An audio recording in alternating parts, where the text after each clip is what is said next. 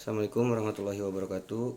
Saya Gugun Gunawan, kelas non reguler semester 2 mengerjakan tugas UTS Hukum Adat Dr. Randy.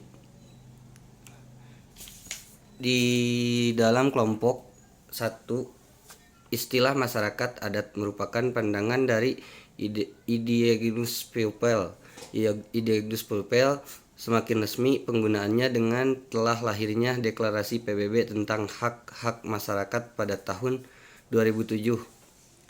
Sistem manajemen yang dipromosikan secara luas sejak tahun 2015 sebagai strategi yang bertujuan melestarikan keanekaragaman hayati, meningkatkan mata pencaharian pedesaan, mengurangi kemiskinan, dan pengentasan keamanan tangan dan pembangunan pedesaan. Semua aspek ini sangat penting dalam rangka memenuhi tujuan pembangunan ekonomi berkelanjutan.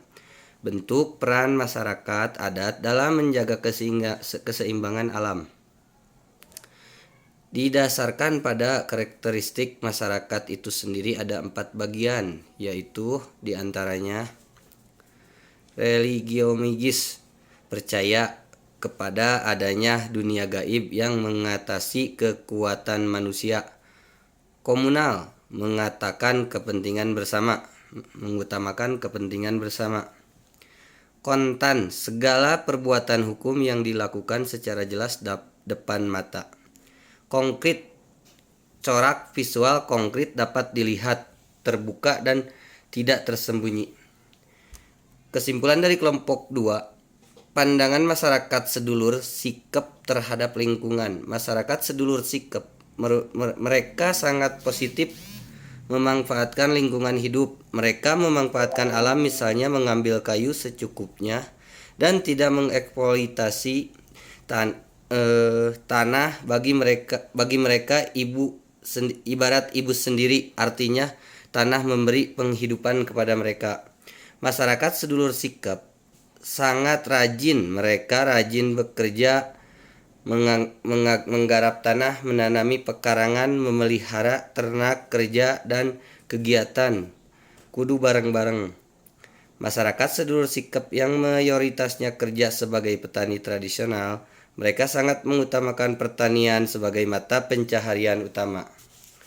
Yang kelompok 3, pentingnya kehidupan lokal dalam menjaga keseimbangan alam di masa pandemi COVID-19.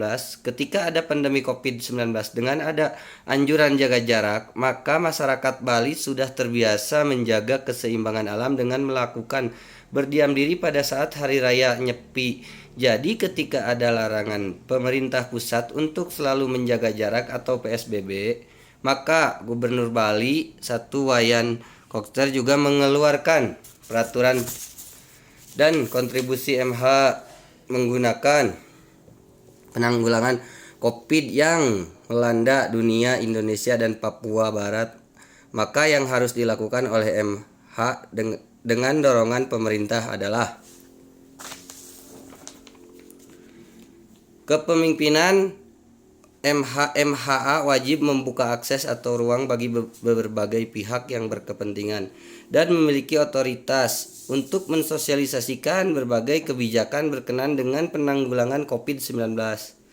Berbagai kearifan lokal yang berkontribusi bagi upaya preventif penanggulangan COVID-19 perlu terus dilakukan oleh MHA, dikombinasikan dengan kebijakan social distancing dan lain-lain. MH didorong untuk mengadakan dan menyediakan pangan lokal yang ada di lingkungan. Untuk kelompok 4, revitalisasi kehidupan lokal masyarakat hukum ada di pesisir dan pulau-pulau kecil dalam menjaga keseimbangan alam di tengah pandemi COVID-19. Di masa pandemi COVID-19 ini, ada akhirnya memberikan kesadaran bahwa bersama rakyat harus berdaulat atas pangan. Kedaulatan pangan secara nasional hanya dapat dipercaya apabila masyarakat adat atau petani dan masyarakat pada umumnya. Kesimpulan kelompok 5, Peran desa adat Bali dalam penyebaran COVID. Provinsi Bali terkenal karena kekayaan budayanya, desa adat, dan hukum adatnya. Ketika pandemi COVID merebut sampai di Bali, desa adat juga dilibatkan dalam mencegah penyebaran COVID-19. Berdasarkan analisis yang dilakukan dapat diketahui desa adat di Bali cukup berperan jalan mencegah penyebaran COVID-19 di Provinsi Bali. Pelaksanaan dikontrol langsung oleh desa adat, memberikan bantuan sembako kepada warga yang memerlukan. Pembiayaan bersumber dari dana sosial Lembaga Perkreditan Desa atau LPD milik desa adat di Bali. Aktivitas nyata tersebut didukung pula dengan aktivitas niskala pelaksanaan upacara sesuai keyakinan hidup berupa ngening, terdiam diri dengan hari yang jernih disertai nuansa berdoa yang dilaksanakan serentak oleh warga.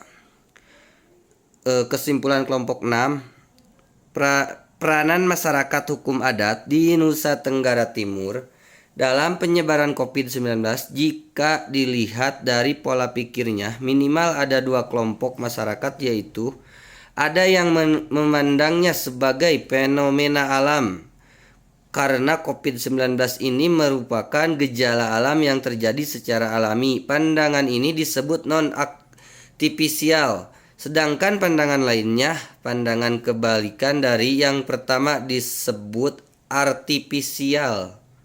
Artifisial artinya pandangan artifisial melihat bahwa COVID ini merupakan rekayasa genetika yang didesain dan sengaja disebarkan oleh manusia pembuatnya dengan tujuan tertentu, apakah politik, ekonomi, atau militer.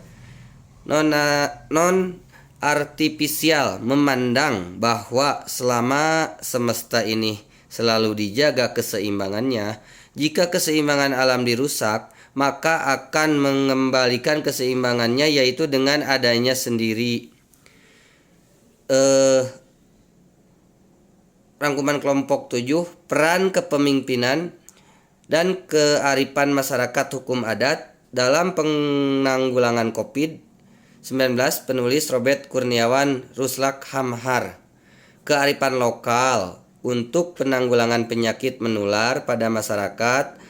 Arpak Hatta mengenal karantina daun sirih, kunyit, jahe merah, jahe putih, lada hitam, dan gula merah dari ritual-ritual peran.